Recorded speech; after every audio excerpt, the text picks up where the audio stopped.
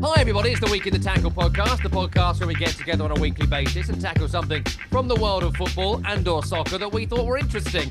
Look, we didn't get together on Tuesday because we've both been very, very busy, but it is a Thursday, and so we're going to try and talk a bit about the weekend, but also some things that have happened over the last couple of days, which have been absolutely wild. It's me, Tom Rennie, and it's him, Brian Dunseth. Hey, Dunny, all right? Yeah, it's my fault, Rennie. We were, partaking in the day spa for the Botox extravaganza, and couldn't pull myself away, couldn't peel my face away in the moment to get back. And I put my hand up. I apologize. It's coming off a long weekend. Was down in Albuquerque, New Mexico with my son Shia for his soccer tournament. I was a chaperone. I got to be a chaperone for all of these 15-year-old knuckleheads running around on the team. And while the results weren't ideal, it was really fun, man. It was fun to be around the locker room. We had breakfast together and eggs, sausage, your typical breakfast. It just kind of felt like it was like the rudimentary early days of being a young footballer here in the United States. So It was fun to kind of like watch through my son's eyes what it was like.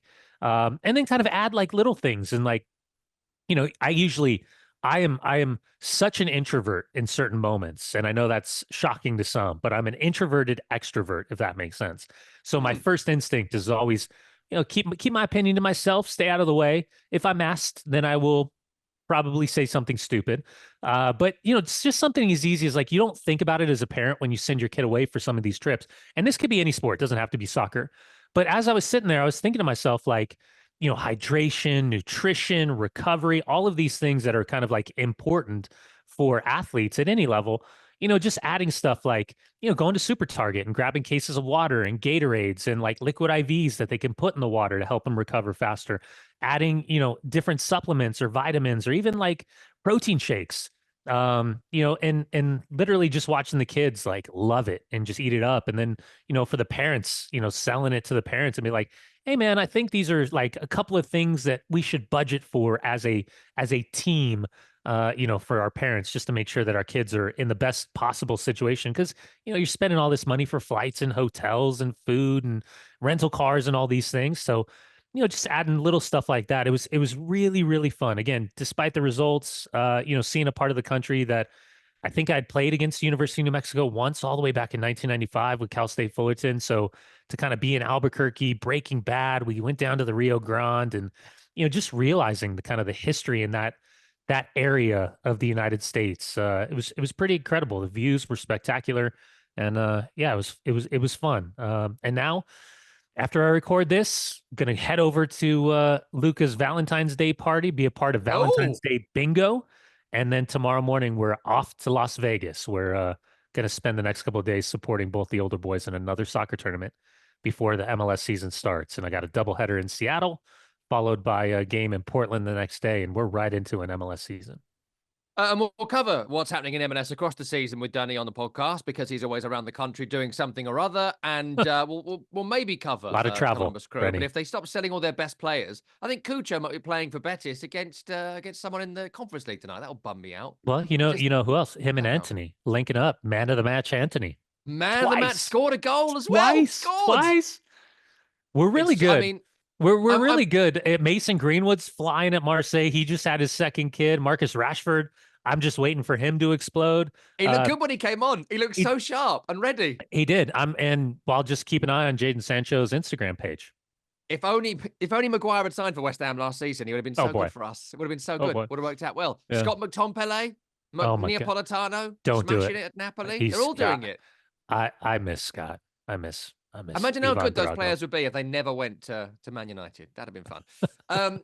Listen, a few things to talk about today. I want to talk a bit about the Champions League in midweek, get your view on Man City and Real Madrid. Lots of really good performances from one or two Americans I did want to ask you about as well, including the Celtic central defensive partnership against Bayern. So I did want to ask you about that. But let's start a little bit on the Merseyside derby on Wednesday, because I worked on this game, Danny. I loved this game, and there was so much to love about it. I thought we could go through one or two moments from it. Firstly, last-minute goals from centre-halves.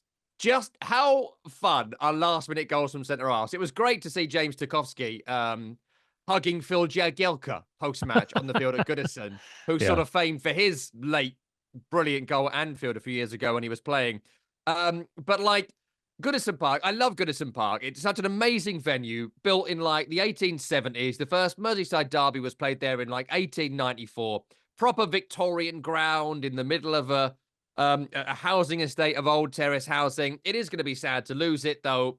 You know, talk about grounds that are dilapidated and really need some work if they were going to continue in the 21st century. That's number one on the list. So you can see why they've moved. The new ground, I haven't seen it since it was at the kind of metal frame stage on Brownie Moor Dock, but it's going to be amazing, 60,000 and all that. But, you know, I don't want to go full Ray Hudson romanticism on you, but there was something magical and romantic about the fact that at the Gladys Street end, probably the last ever night game at Goodison 2, the derby, Tarkowski spanks that in. And not only that, we then get a big old punch up afterwards. Like there was something so... Did we though? Well, we got the modern equivalent. Hold me back. I'm going to get you. Hold me back. That's as good as we're going to get without the cameras turned off, right? We're in the mobile phone age. You can't punch anyone anymore with it. Well, unless you're Jason Tyndall in a Wham sweatshirt, right? Causing havoc at halftime. Jason Tyndall in a Wham sweatshirt from the rugby? What did he do? Yeah, I didn't know this. Yeah, halftime for the Newcastle Aston Villa game. They both got spanked for like 30 grand each for a 20-minute tussle. And allegedly, from everything that you read online, because it's all true, obviously, it goes back to the first time they played at Villa, and there was something behind like one of the data guys and Jason Tyndall on the sideline, and he going back and forth, and the whole Eddie Howe thing, and sitting off his shoulder. It really annoys me for some reason. But I guess something was said either post match or in the tunnel, and this kicked off at halftime. That was the John Duran red card, the suspect John Duran card. It was still a red card.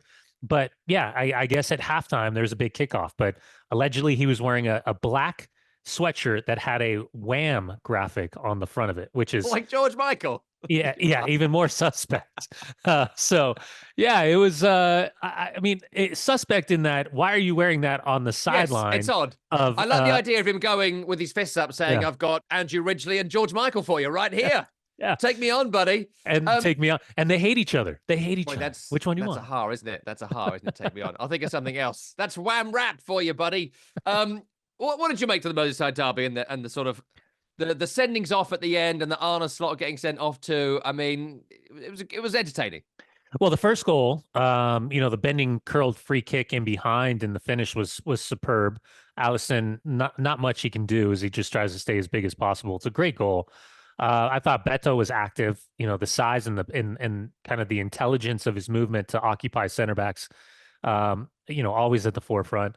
I thought it was every bit of a Merseyside derby. On top of the fact, as you rightly said, the last one going to be at Goodison. I've been actually following the YouTube videos at Bramley Dock, and it looks extraordinary. Just the visuals being on the water and the stadium itself. Mo Salah. He was very, very quiet, pops up in dangerous spots, and could have had 3 goals if not for Pickford, couple of saves. I'm not sure on both goals for Pickford. It's tough, the deflection, but he goes to his knees early on the shot. That's deflected and pushed wide by Brathwaite. And then the finish is great near post, but slow to scramble across. And then the header from McAllister as well. Great header. I mean, you talk about technically the McAllister header going in the wrong direction and pushing it back over his head to the far post is extraordinary, but you always hope that your goalkeeper can react quick enough. And in the dying moments, the best part about that Tarkowski goal is that you don't even see him until the last second. Like it's like, it. Sorry, Tim. I'm just going to go. Like, maybe I'll pick up a scrap and shoot from the, outside the 18-yard box. But, there was that last angle of the highlight where you kind of see it come across his body from behind him. And like in my mind, as I'm watching that, I was like, oh, that's a dream bounce for you.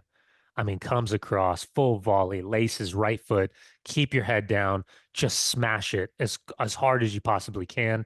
And it was a great goal. And the only thing that sucked was that VAR took so long to confirm it, because it just sucks the energy out of the stadium. That's, that would be my biggest complaint about VAR, is that, it's kind of the no fun police in terms of celebration. But then afterwards, Decore, he goes and the heat of the moment. And listen, the subsequent punishment that's going to come from, the second yellows being shown and the straight reds and all those fun things. I I don't there's consequences and it's going to hurt both teams based on their actions post final whistle. But I almost don't give a flying fuck, sorry, Tim, about it. Because, like, when you have that type of hatred, when you have that type of tribalism, when you have those type of moments where in the 95th plus, what, 8 to get that goal, to just be pandemonium inside of that stadium, to like give it back to the fans that obviously there's a Jekyll and Hyde that there's you've got this massive heavyweight of Liverpool who's running away with the league title, and to split the points on the last game there. I don't I kind of loved it. I love the Dunsethery of it, but I always giggle because no one's punching each other. It's just hold me back, hold me back. I mean, I do still think we should have like the hockey rule in football where you get like at least a minute, like the whistle goes and it's like 1 minute, like when they put the dance on in like Severance and you get 1 minute of the lights on and it's like go mental and then the lights are off now. Okay, shake hands and move on. Like there is not even a minute to that. Tom, just give him 10 seconds. You'll find out real quick who's willing to throw a punch and who's willing to take yourself, a punch. Mate. I'm the one who performs with a full minute. You give yourself the 10 seconds. That's true. But I've got 3 kids. That makes sense. What about the fact that like they get? I've never liked getting sent off after the full-time whistle. Like that's always aggravated me a little bit because once you have blown that whistle, right, the game is over and there's nothing more that I can affect in terms of scoreline. So after that, I'm just a private citizen. Like, why are you still punishing me? Like, why is Arne Slot? He did like he actually lost it a bit, Arne Slot. I'd love your view on that as well. He's been a quite cool, calm, sexy ball. Gave the old Timmy Tickles. Gave the Timmy Tickles. Well, he was having a go at the fourth official quite a lot. And he was having a go at the liner when he walked on the field. And he goes to Michael Oliver and does the whole like Emmanuel Macron, Donald Trump, like hold each other for 25 minutes handshake to show who's got the biggest cock. Sorry, Tim. Spoiler alert, it's me. But like, no, not really. I just feel like it's over. Like in the end, it's over. When he goes out for a drink this evening, does he still get booked if he sees Michael Oliver and he's rude to him and he jumps in front of him at the bar? Like it's over. Don't send people off the full-time whistle. The game's over. It annoys me. Yeah, the latest one that I can recall was players even walking up the tunnel and walking into their locker room, and like a throwaway, like had a shocker today, F off, and like. Bam, red card. And he's like walking, the guy was walking into the locker room. So yeah, I mean, again, there's consequences. I get it. If you're gonna be like, for me, like grabbing each other's jersey, like no harm, no foul. Like nobody went that far. Decore taunting the fans, the response from Liverpool fans, like whatever. It's not that big. If you're gonna give it, you gotta take it. Liverpool fans should have had to take it. That's the pantomime of it all. Right? But the whatever the magic words were or the strength, like I haven't seen anybody talk about the strength of his grip when he was shaking Michael Oliver, because Michael Oliver looks down. Like if you go back and watch it, I watched it again this morning. He looks down at his hand, like the fuck are you doing? Sorry, Tim. And the magic words, but I always love when guys are like. This isn't just an Arne Slot. This was the same with Darwin Nunez or whoever else you want to throw in. Like they're honestly shocked that they were shown a red card, and then they're like, why did you give me a red card?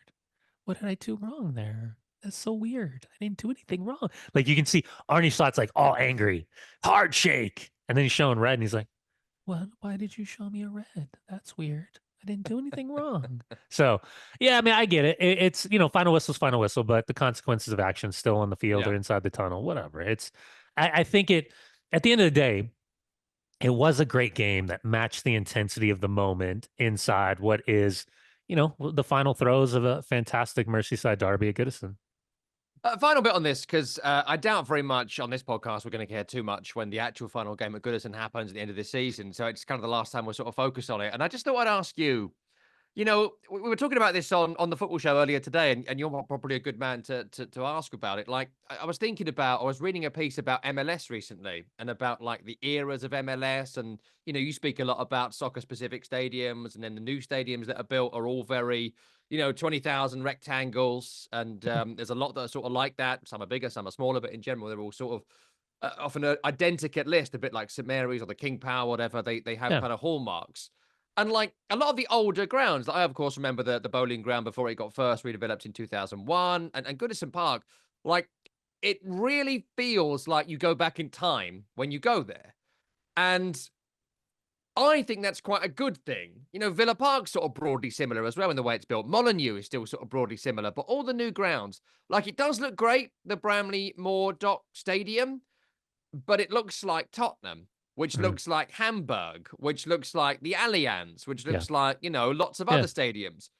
And I just wonder why modern stadia aren't built with sort of personality in mind. Like, I was listening to something the other day about the Italian stadiums. Now, a lot of them were built by kind of Mussolini and the fascist party in the 1930s. And they did it because they realized actually we could get football and fascism combined and give it national identity. It was a kind of Mussolini idea, you know, away from the negatives of that, which there are many. They have these incredible stadia which still stand today, and they've got personality. Look in sort of Bergamo, and look at when you go to Rome, when you go to Milan, and what the stadiums are like. Yeah, And there's a Napoli. Yeah. Napoli, absolutely. You know, there's a real personality to like the Stadio Olimpico. I suppose my point is, why are new stadiums not built with personality in mind, and why are they always built with sort of like, oh, we've got to make it, I don't know, as commercial and maybe as German as possible. I don't know what the right Yeah, word. no, I remember having the conversation with my wife the first time I took her to the Camp Nou, and it was our 10-year anniversary, and we went to London, we went to Dublin, and then we went to Barcelona, and it was like it was her first time, and I wanted her to see Lionel Messi play. But when she got there, she was looking around and she was used to American stadiums, right? Mm, American sporting venues. And there wasn't big screens up. There was the clock and the scoreboard, and and I kept trying to tell her, like, the stage is the field. Like, the idea of paying attention, you're here to watch Barcelona. You're here to watch Lionel Messi. You're here for the history and the success of, everything that this club and this stadium is and what it stands for. And that's why it's going to be interesting to see the redesign of when it's all said and done. How close is it to maybe what Real Madrid did, a couple of years ago during COVID? Uh, the and maybe this is coming from an American standpoint, but the idea of you're selling an experience, and to your point, the experience of Goodison, and Gladison and everything, like, you are absolutely going to lose that. There's a specific DNA. I mean, the bold disappointment is different than than Boylan. So I get it. I guess it's just modern day football. It's yeah. modern day stadium. They want, they want to take the cups and they want to put the beer, on top of where the beer comes from the bottom, and they want the experience of, hey, here's my app, and this hot dog's cold. You guys need to replace it with warmer hot dogs. And hey, I wonder, here, I want to order my jersey on my phone and just go pick it up. And it's like the functionality and the smoothness and all of Mm, the new technology seems to be that this is going to be more of like a venue experience as opposed to yeah. a real cultural sporting experience where the moment you walk in, if you're a fan or if you're not a fan, you do understand the DNA of that club immediately. I suppose it's more broad as well. Like modern architecture is just so sort of identikit, isn't it? Yeah. Because it's done en masse. Whereas you go to when you go to Barcelona, do you know Dunny went to Barcelona? But you go to Milan or you go to great cities. I was in DC a couple of years ago, and there's a real sort of like there's a heritage feel around it. You can feel it when it was built and why it was built and how it was built, and people sort of Yeah. go to places for that. Yeah. And then Yeah. all the Yeah. stadiums look like the same. I always find it a bit annoying. Anyway, listen, before we move on, if you're enjoying the podcast and my views on architectural development of the 19th century onwards, then do give us a 5-star review. 5-star reviews help us in the algorithm, so do give us a 5-star review on whatever podcast platform you are subscribed on. If you're listening on Spotify, subscribe on Apple. If you're on Apple, subscribe on Spotify. 5-star reviews on both. We also like written reviews as well, and you can watch the program in full on YouTube as well, should you so wish. Hello to those that have subscribed. And if you're around a friend's house and you're on their YouTube, go on it now, search for Week in the Tackle, and smash that subscribe button, as the kids definitely don't say. And you can also leave us a written review. This came into FC 157, but I did want to Oh read this boy. to people from Jerry in San Diego, because I have been pushing a great joke.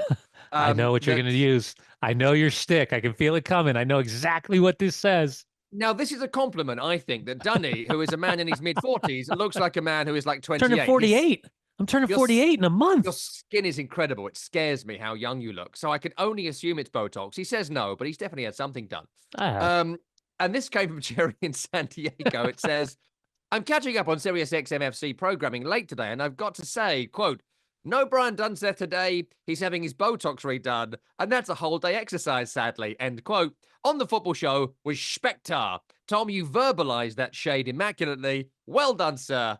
Well done. I enjoyed that from Jerry. I'm going to keep this joke going, Dunny. Is that okay? Is that Spectre? Yeah, that's fine. I'm trying to see what, dude, I had the best response from somebody. It said, don't worry, Rennie's off today as well. He went to go see the Lazio Falconers doctor. And for those that don't know, he got a penis implant. Sorry. Yes. When I first read that story, I thought the bird got the implant, but it was the man. I wondered why you would get a fired fake for it too. To be fair. To be fair. Does it affect his job? I haven't seen the picture, but I hear it went over 4 Instagram stories. Anyway, let's get on to worth every penny, every euro. Let's get to something else. I want to ask you about the Champions League in midweek. Let's start briefly on Man City against Real Madrid. Tremendous game, entertaining game. I mean, another game though, Dunny, where you Man City, you watch it at the moment and you just think, what is happening in the mind of Pep Guardiola? Like Jack Grealish. We have barely seen Jack Grealish for the best part of a year, right? He's actually got to a point now where there are stories all the time in him in the media about he's got more endorsements from fashion brands than he's got goals or minutes on the field. Didn't exactly set the world alight against Leyton Orient at the weekend. And all of a sudden he's starting against Real Madrid. And he was good too. I thought he was good the first 30. It was fine. Sure, it was fine. But like they benched Phil Foden to play Grealish. And just a question on like, what's the thought process there for you? Why do you think he's done that? Yeah, I mean, maybe to get him back on side. I don't know. I was surprised as anybody, but I think I was more surprised that they spent 185 million in January after only spending like 25 on Savinho from Girona in the offseason in the summer transfer window, and none of them play. I mean, Marmoush got 6 minutes. Well, I guess 6 minutes plus the 3 extra. The craziest stat associated with the game isn't the loss for Pep Guardiola. It's the fact that this is now, if you combine from 2021 to now, all of these seasons combined, they have given up more, turning wins to losses, more wins to losses this year than combined from the 2021 to 2022 season starting to now.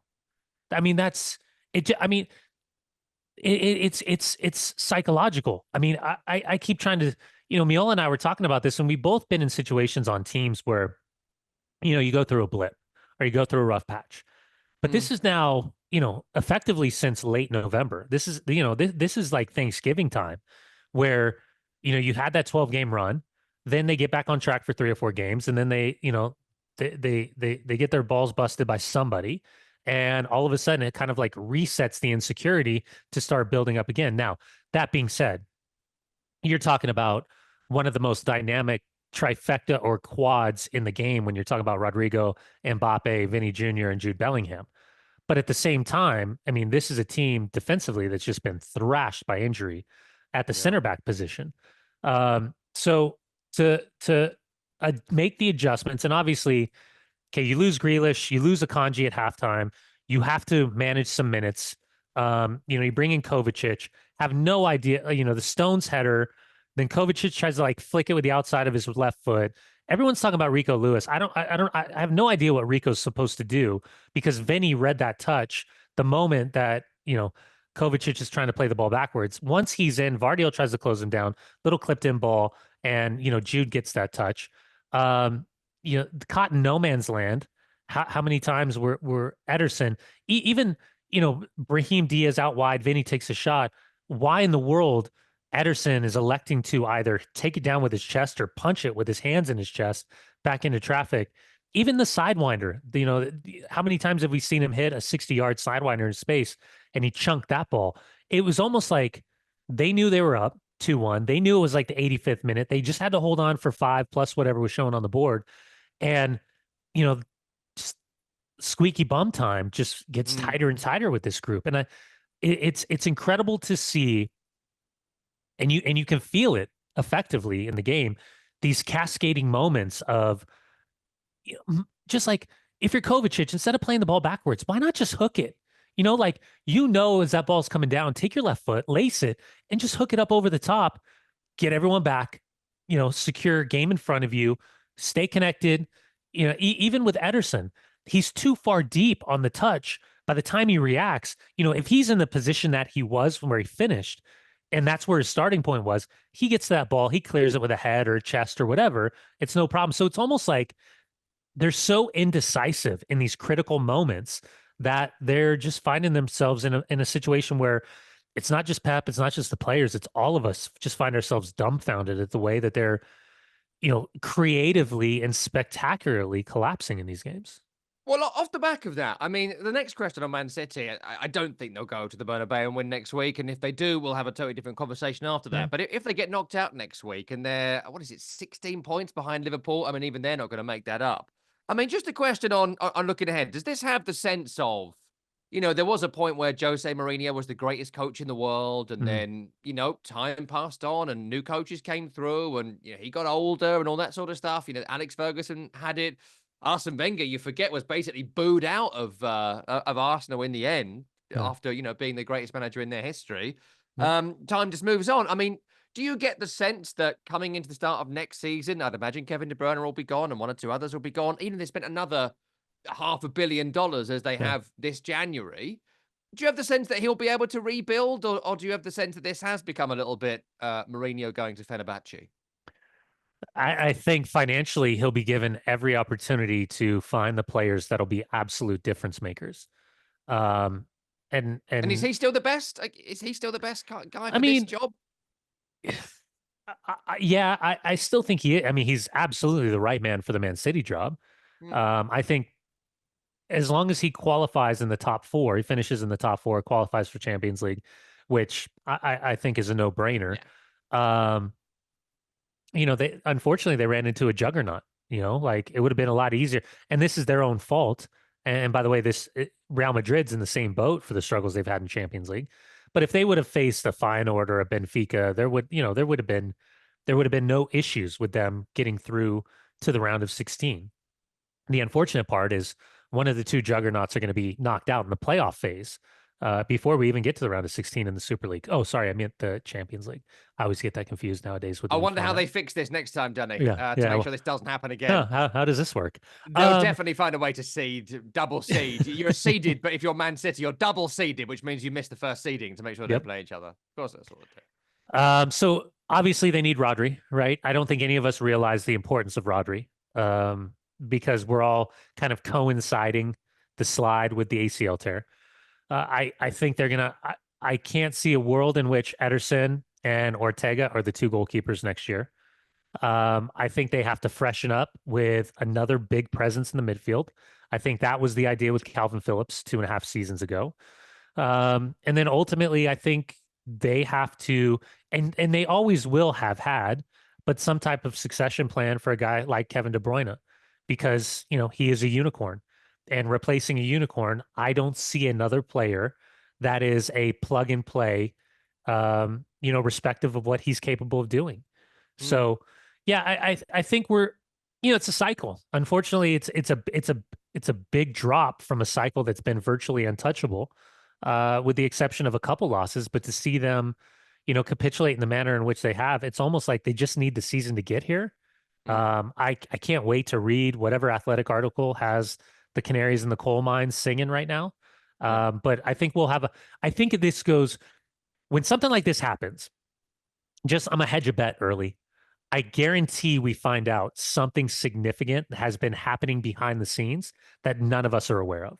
And that usually happens until someone elects that it, decides that it's time to say something publicly. But for this to be the way that it's transpired, from his own Pep Guardiola and his own personal lifestyle, with everything that's happening there, with the, the conversations surrounding whatever his marital status is, or, whatever's happening with the players, whatever's happening with Grealish, whatever's happening with Haaland, whatever De Bruyne, the arguments, the frustration, it could just be high level competition and monster mentalities going at each other. But it's obvious that he can't fix the problem, and it's probably going to go down as one of the biggest talking points in his career, without a shadow of a doubt. Listen, final bit on the Champions League before we get to our heroes and villains of the last few days. And I did want to ask you a bit about some of the Americans playing in Europe. Of course, you are a man that covers the US men's national team, both at Camp Cupcake, which I'm going to miss saying, but also the proper stuff as well. Weston You'll say McKennie, it I know again. you You'll love say it him. again in I 11 will. months. Yeah, I will. Yeah, it'll be I will. back. Yeah. But I love. I'm going to keep it going through. Did you see what Emma called it? She called it What? like the futures camp or something. Like it Oh, was no. like there was They like want a to change it. The PR team want to change it. well, it was like for all like the up and coming U.S. women's national team players. It was like I forget the name of it. It's like the futures camp or something. Right. Okay. And so like Ali Setnora plays for the Utah Royals, who got her debut at Wembley against England. Like it was that next group coming up that hasn't Yeah. broke through, but yeah, it's maybe that's we change Camp Cupcake and we make it a little bit more, I don't know, verbally pleasing. The futures, Yes. the next generation of national team. Is that verbally pleasing? The I don't know. futures? Yeah, No. maybe. We could call it the puberty cup, something like that. The new hairs cup. We could call it something like that.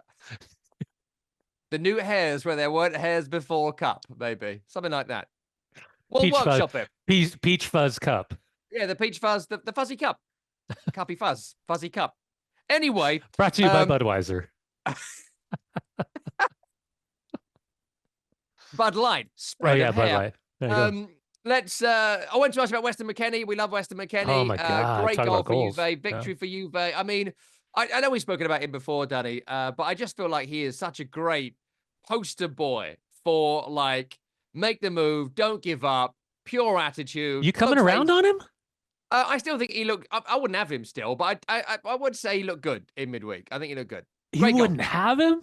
No. Listen, I know you're sticking. I know you're sticking your digging your heels into the sands right now, but you kind of like Tyler Adams and you kind of like Weston McKennie. No, I would have had Tyler Adams, but for his injuries, I would have had Tyler Adams. But Weston McKennie, well, maybe more now. When I saw him in the flesh, I can only really go on the amount of times I saw him in the flesh, and I wasn't impressed. Yeah, well, maybe I'd be impressed now. If someone wants to fly me to Turin to watch a game, I'm into it.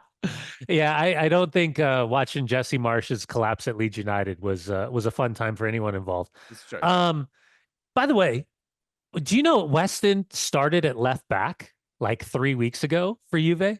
Yes, like I did know that. Yeah, he's weird. Played everywhere. Like in his last like 8 games, he's played 6, pivot 8. He played as a number 10. He was literally the number 10, even though he's 16. He's played on the right-hand side. Tim Weah was cooking on that right. Like again, it's PSV, right? So there's a little bit of a conversation about the level or whatever, but Tim Weah was flying on that right-hand side, which is interesting because Pochettino plays him on as a left winger, but we're seeing kind of like options. And I think Yunus Musa's flying it with Sergio Conceição. Obviously AC Milan didn't do great, but you know, Pulisic now with Joao Felix, Santi Jimenez going there, Morata being pushed out, Calabria being pushed out, captain, you know, like DNA of Milan. After Conceição comes, it just shows you how quickly things can turn. But yeah, listen, I've been a huge advocate of Weston. You know, my boys have Weston McKennie jerseys. You know, I've loved watching his growth when it started at Schalke. I think it shocked everybody when he got to Juve.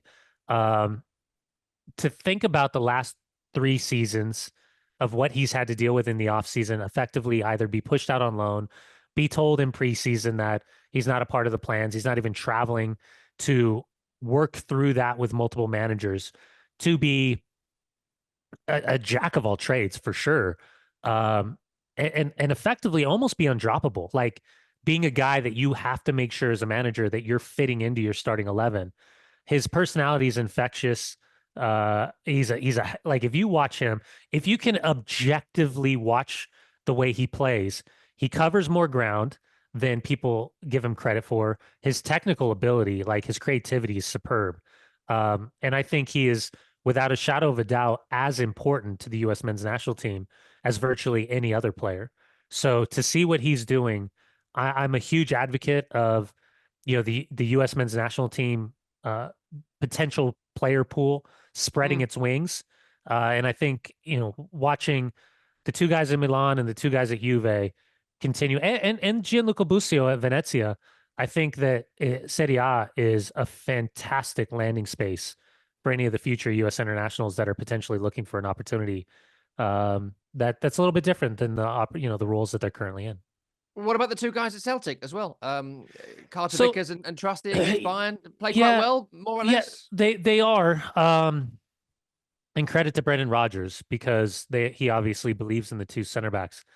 This is a tricky one for me because I don't think that either are starting U.S. men's national team center backs with the competition being what it is right now. I think right now you still have a conversation of Tim Ream with his experience and that left foot. No one has supplanted him. I know Trusty's left foot can play in that, but we don't know what Trusty looks like at the national team level in the biggest games. Cameron Carter-Vickers made some significant mistakes during Copa America, and by the way, played for Pochettino, or maybe more importantly, did not play for Pochettino at Spurs in the early days of his career. I think Chris Richards is undisputed starter. You still have Miles Robinson in that conversation as well. And Mark McKenzie, who's at Toulouse in France, or Toulouse, he's, I think, taken his opportunity with the national team with two hands. So I'm trying not to be dismissive of what has been a really dynamic and solid partnership because they're getting Champions League football, top of the table, or at least pushing for Celtic. And the atmosphere and the experience is extraordinary. Yeah. But week in, week out, what's that true level for both of those players? Because every single time, maybe with the exception of the Old Firm derby, that these two are going to be expected to be a part of a winning squad and keep the shutout. So happy for them. I wish them all the best and I want the most success for them, but I still struggle to comprehend right now a world in which they are going to be automatic starters for both club and country with the way that the competition is for the center back position for the US. And also, I'm not a top coach, but if Harry Kane is a free player in the box in a corner, you're doing a bad job, guys. Mark Harry Kane. That's what I would do, but it's true. Call me old-fashioned. Right, let's get to some heroes and villains from the last week. And I would like to start with a villain because it's sort of a talking point as well. And it's whoever does the transfers for Arsenal. Because for many reasons. Number one, I really don't want to do this bit anymore because, we have to talk about football a lot and we talk about Arsenal a lot and we look back at the Premier League weekend that was and we see them get all excited and revved up about the possibility of being Premier League champions, then it up at some point during the season. Sorry, Tim. So, no, it's great copy for us and good fun, but it'd be handy if they did something different, like one. And then last summer, after a full season of you've got to get that striker, haven't we? We're missing the striker. We've got everything else. We've got to get that striker. We've got Gabriel. We've got Saliba. We've got Erdegaard. We've got Rice. We've got Saka. We've got good players here, but we need the striker, don't we? So, yeah, we'll get someone. Flirting with Ivan Toney last January, then not doing that transfer. He goes off to make some cash in Saudi. No one knows what will happen next. There's no way of knowing. I'm not even sure it's broadcast, is it? There's no way of knowing. But then we get to this summer, and they're like, right, we bought Calafiori. Okay, well, yeah, okay, good player. Good to have Calafiori. No doubt about that. Good solid player, yeah. What about other players? We're going to buy Mikel Merino. Yep, okay. Good to have some midfield rotation. That's good, I guess. Fine. Anyone else? We're going to buy Raheem Sterling. Okay. Loan, right? Just a loan. No, just a loan, a late loan to cover Saka, I guess. Okay, fine. Going to buy the striker? No, not going to do it. All right, fine. What about January? January, missing the striker, boys, aren't we? Missing that striker. Another 5 months without the striker. Should probably get the old striker in. Gabby Jesus did his ACL. Yeah. So you're missing your mate. The number 9's Saka injured. blew his hammy. Yeah. So you're missing Saka. So you're missing another player. Huh? So, okay, well, we got Kai Havertz, haven't we? No, he's out for the season. Pulls his hamstring in Dubai. Boys, let's do it. Let's do a pressing session. I mean, just that's unlucky. I mean, he could pop it. It is unlucky. Time, but, yeah. Sure, it's unlucky, but he shouldn't have been the only striker at the club, and he's not even a striker anyway.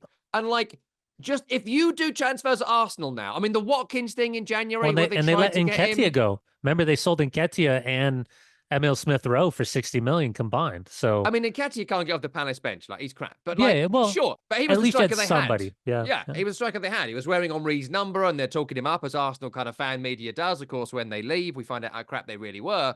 United bought Cheeto Obi Martin as well. They're the opposite of Man teenager. United. Yeah. When you leave Man United, you get good. When you leave Arsenal, we realise how you were. Sorry, Tim. But, like, just the villains are anyone who does transfers. Edu previously, whoever's doing it now at Arsenal, because Mikel Arteta is not doing the transfers. He's not saying no to strikers, and you're not delivering the one thing he desperately needs. And now he's got to make up 7 points on Liverpool. He's got to try and win the Champions League. And there's talk they might play Mikel Merino up front against Leicester this weekend. You are the villains. Well, everyone at Arsenal who's not buying the striker. So my villain, to piggyback you, was the injury to Kai Havertz, because that just sucks, man. I mean, and if it's as bad as Saka's, in which he's got to go under the knife, obviously the first whispers coming out when it hit social media was that he's out for the season. So that's significant. It's not a strain. That's like you can't walk, your crutches. So that was my villain heading into this. Listen, I think Stan and Josh Kroenke, or the Kronks, as some would refer to them to, the Kronks, yeah, that's someone on the shout line. I'm serious. It's like, why do you keep saying Josh and Stan? It's just the Kronks. It was like, that's pretty damn good. We'll stick with me. It's good. The Kronks. Like they've proven that they're willing to spend money. They really have. So I'm trying not to be a hater in this, because I have no skin in the game. I do not like nor dislike Arsenal in any way, shape, or form. You talk about Ivan Toney. I truly it's not the transfer fee that was the issue, right? I wonder what he and his agent wanted. Like, did he really want 300 grand a week? At what point did Edu and Arteta, well, maybe not Arteta, but Arteta's probably say, love these guys, whatever you got to do financially, figure it out, whatever. Yeah. If Edu and the Kronks are sitting there and saying, like, he's not worth 300 grand a week, not on a 4-year deal, not at whatever. Okay, cool. No problem. But what about Victor Osimhen? Remember, that was a big one that we were hearing about forever. And he goes on loan to Galatasaray. You're telling me you couldn't get him on loan from Napoli in a similar vein? A guy like Dusan Vlahovic at Juve. What about that conversation? Dumb it down. Like, you're Santi Jimenez at Milan. They couldn't have got him on loan. So even if you for Edu, and again, I don't know what Edu's current true situation is with the links to Marinakis and what's going on with Forest, or even the umbrella ownership of Marinakis with multiple clubs, Olympiacos included, what that ultimately looks like, because it felt like it was announced, but it wasn't really announced, but it was announced and agreed, but whatever. We haven't had, the real understanding of what it looks like. I really thought that, Edu would have reached out to Victor Roque, the kid that went to Barcelona that's been put on loan, or used the Brazilian national team ties, because he was the general manager of the Brazilian team, to go find the next up and coming dynamic player, like they did with Martinelli a couple of years ago. And by the way, Martinelli can play. Martinelli was a number 9 effectively for the Brazilian youth national teams for the 20s and 23s. Here's my theory. Just idea that I would have if I was a manager walking into a situation. Why not allow Raheem Sterling to play in that false 9 like he did a few times at Man City? And again, it's not the same legs. Father Time's a cruel animal in this conversation. But as a former center back, I hated dealing with little dynamic strikers who are running around with their ass on fire. I much rather would have guys that I could fight with and deal with, and wrap up and hold on to. So yeah, I mean, they're in trouble. They are in now. I guess where we still don't know is how much of this is their own making. Yeah, because that's something, unless you're in the boardroom and you're on some of these calls, good on Arsenal if they were being pushed next to the barrel and saying, you got to do it, and they're like, no, this isn't right for us. And that's what Mikel Arteta kept trying to say, I think, privately and publicly. At least whisper to us that they're in the market. They've got to make sure it's right. It's got to be right for the club. But I think ultimately, a lot of these agents, a lot of these intermediaries, that they can screw these deals up as well. Yeah, because wages are done, player deals done, And then these guys want 15 to 20 million. It's like the Pogba effect when he went to Manchester United. How much was his agent getting? So yeah, it's if you're an Arsenal fan, man, you just got to put your hands in disgust, because my fear, and I think I said this a couple weeks ago, my fear is when we look back on this tenure of Mikel Arteta and starting with the FA Cup to present. Obviously, if there's ever any other manager than Pep Guardiola and this Man City squad, they're lifting a Premier League trophy. But how many times have we been in this same conversation in the last 5 years talking about, should Arsenal have made a big move in the January window? Yeah. If Man City can spend 175 million, you would assume that Arsenal financially is solvent enough to be in a situation where, at a bare minimum, they can afford to hit 80 million and pay up to 250 a week. That's what you would assume if you're layman's like us.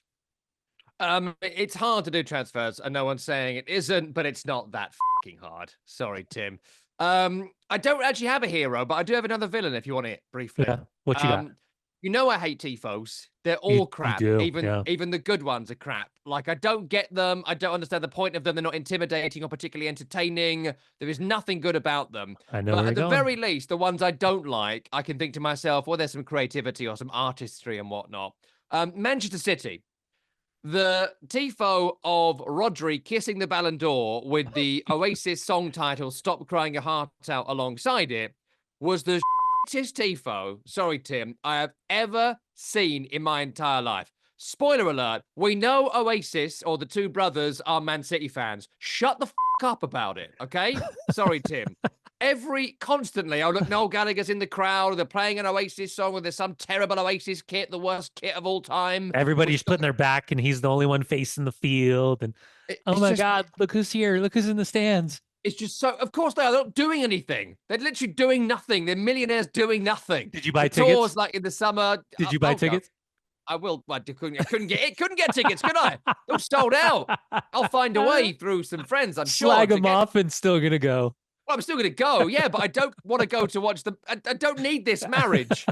So that's already crap. Yeah. Also, like, I know, like, Man City, Real Madrid were pathetic about the Ballon d'Or not turning up. It was real, like, stupid. And even Ancelotti, God bless him, trying to defend it. He can't really defend it. It was pathetic what they did. But also, like, they don't care, really. Like, just all of it was so pathetic. If you're going to do a tifo, which in itself is conceptually crap, do more than a giant Oasis fans bedsheet. That's all I'm saying, you know? Yeah, no, it's good. It's good. You want to know who my hero is? Yeah. My hero is Borussia Dortmund, because a friend of the Sirius XM show, Doug Critchley, put out a text message that said Borussia Dortmund have made a lot of recruitment mistakes recently. And I sent this to the group chat, and I just wrote R.I.P. Rennie. But selling a 31-year-old Nicholas Füllkrug for £27 million and replacing him with 28-year-old Griarsi for 14.7 million is proving to be excellent business.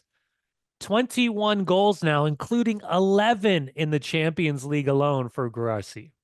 Yeah. Well, great business, Borussia Dortmund.